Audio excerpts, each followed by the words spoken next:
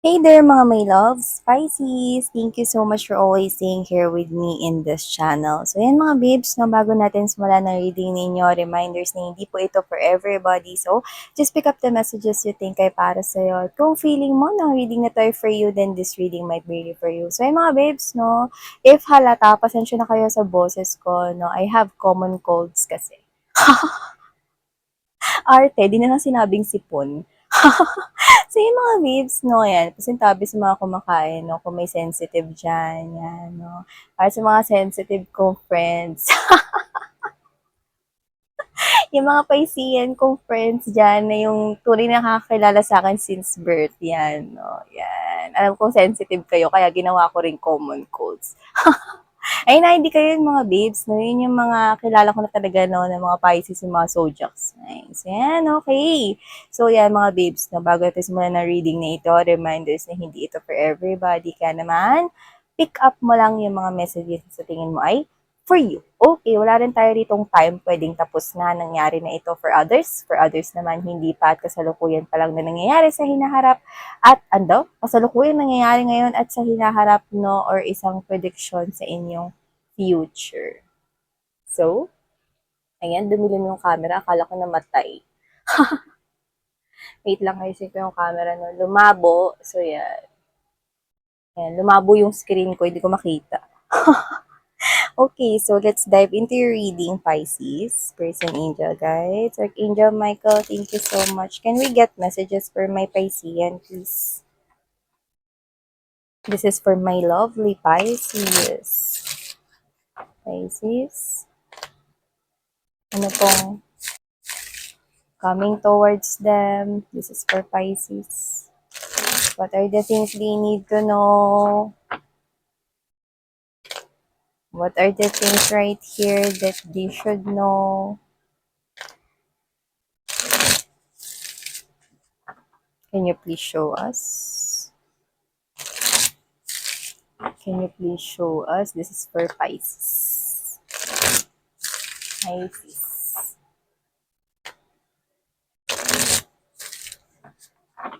Pisces. Okay. Okay, so let's go Pisces. Tignan natin ang mga mensahe dito for you. Ilatag naman na natin lahat for us to be able to see the big picture.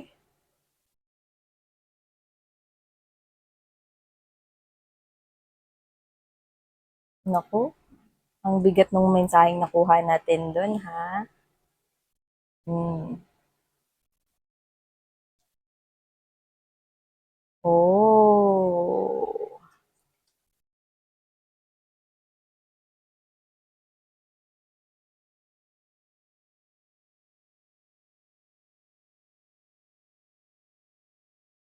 Iba yung nakuha kong mensahe doon. Okay. Naku.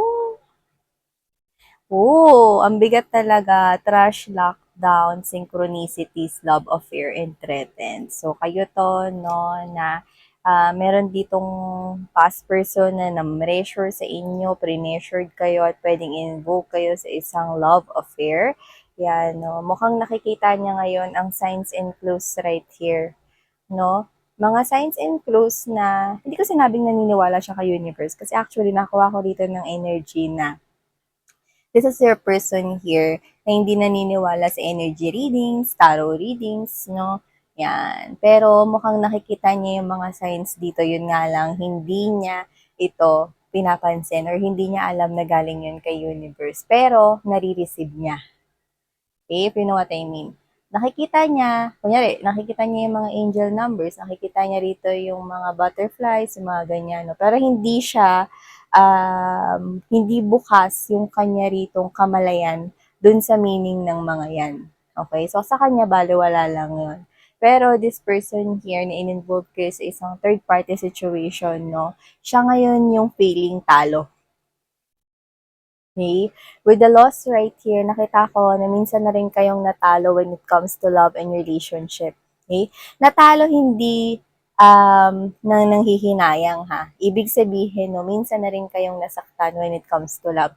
Pero yung literal na natalo, meron ditong nakakaramdam ng literal na pagkatalo, no? Hindi lang sa love life, kundi sa buhay niya in general. Kasi kung sino man ito na energies, no, na Piscean na nakaka-resonate dito, if this is you na ang focus mo ay money with the hamster wheel right here, no? At ikaw to, no, na mas gusto mong sumabay at energetic ka. Not necessarily na hyper, ha? Hindi naman yung parang super taas ng energy mo, no? Na everyday excited ka na to go about your day. Hindi naman ganun. Pero this is you, yung focus mo, okay, is andun sa trabaho mo, sa pera mo, paano ka magkakaroon pa ng mas malagong pera, okay? Pwedeng mga investment iniisip mo, pwedeng may trabaho ka, yung salary mo, saan ko kaya to pwedeng ilagay, naipon ko na to para mas lumago pa to. Yan, yung mga ganyan. Nakita ko ng ano, Maya, yung PayMaya na application. So whatever the case may be, okay, I'm getting this kind of message, no? Kasi meron akong naalala, no, with that Maya application, no? May nasabi sa akin na friend ko na yung Maya application ata, pagka dun ka ata naglalagay ng savings mo, okay, parang merong tumutubo. Yan, no? Parang tumutubo yung ipon mo. Okay? So, nadadagdagan. So, yan, no? Maaaring ganun yung ginagawa mo. Or pwede rin naman na nag-iisip ka dito ng ibang paraan upang paano pa mas mapaunlad ang iyong business or money. Yan, no? Nakikita ko rito. Tsaka, nag enjoy ka. Mas nagbibigay ka ng focus sa sarili mo. Iba, Netflix and chill kayo. Or baka yung iba, no? Recently lang, nagpunta ka no, sa movie house or sa cinema. Diba? At nanood ka doon. Yan, no? Taray nung iba, Directors Club. Bongga, 'di ba? So whatever the case may be, this is you, you know.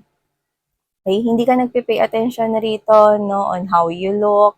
Di ka ba sinabing di kayo nag-aayos, no? It's just that this is you contented ka with who you are, with yourself, no? Hindi mo nakikita yung self mo as an ugly duckling or what. Of course, you're not ugly, my love, di ba? Ang sinasabi ko dito is that, okay, this is you, tanggap mo yung sarili mo, masaya ka ngayon, nag enjoy ka, pwedeng nag-Netflix and chill ka dyan, nagre-relax ka, no? Plus, ang focus mo ay ang pera. Pera, trabaho, business. Paano paundarin yung pera, paano mag-expand? Paano ko makukuha yung mga pangarap ko rito? Dream home, dream house, yan. Dream car, dream career, dream business, dream money goals. Yan, iisip ko sa'yo rito. No? At okay, kung magpapatuloy pa ito, no, mas hinuhugot mo ng mas mabilis sa buhay mo itong divine masculine with this grip right here. So, yan, no. Alam mo, ang lupit ng message na kuha ko dito, no. Divine masculine, miss yun, lalaki lang ba yun? Hindi mahal. When you say divine masculine kasi, this is someone here who has this strong personality. Wala tayong gender dito. Kasi when you say divine masculine, this is someone here, okay, who is confident, okay, sa sarili niya rito. This is someone here no, na malakas, strong ang personality, strong-minded rin. So, kung sino man siya rito, Pisces, na nakikita ko that with this grip, naku, this is a new energy. Bago pa lang to, no? New character ito na makikilala mo pa lang, no? At gagawin niya talaga lahat mga babes, no? Para hindi siya ma-fall.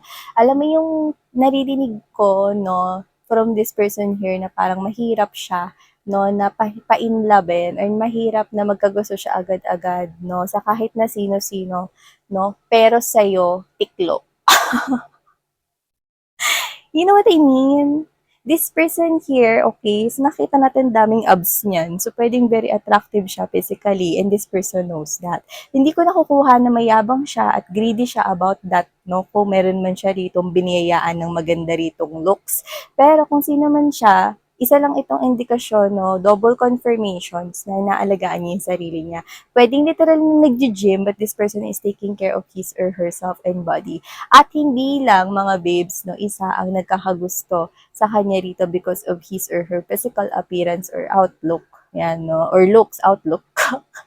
Or looks right here, no? Kundi marami ring iba. So, baka literal na talaga siya ay born with natural beauty or handsomeness. So, kung sino man siya rito with this grip right here, no?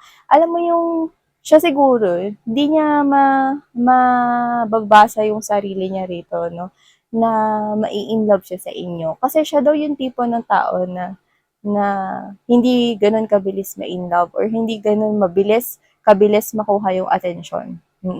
Kahit na pinakamaganda pa or pinaka-sexy pa sa earth. So, kung sino man siya, nakikita ko rito, no, na sobrang niya ritong pipigilan yung sarili niya, no, kasi, dito kasi parang tinatanong niya yung sarili niya, bakit niya kayo nagugustuhan? Eh, hindi naman siya nagkakagusto sa kung sino-sino lang daw or basta-basta lang daw. Yan, no. Hindi niya sinasabi na minamaliit niya kayo or what, no.